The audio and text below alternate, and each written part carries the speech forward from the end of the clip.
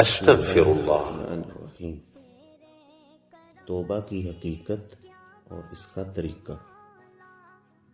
حضرت عبداللہ بن معقر رحمۃ اللہ علیہ فرماتے ہیں کہ میں اپنے والد کے ساتھ حضرت عبداللہ بن مسعود رضی اللہ تعالی عنہ کی خدمت میں حاضر ہوا۔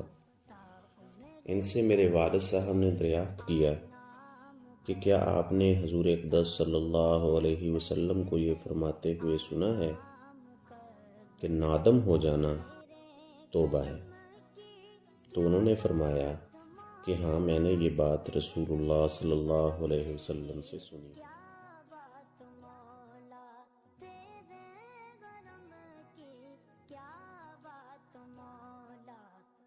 گناہ بندوں سے ہو جایا کرتے ہیں اور گناہ ہو جانا مومن سے بعید نہیں ہے، لیکن جب گناہ ہو جائے تو ندامت سے پانی پانی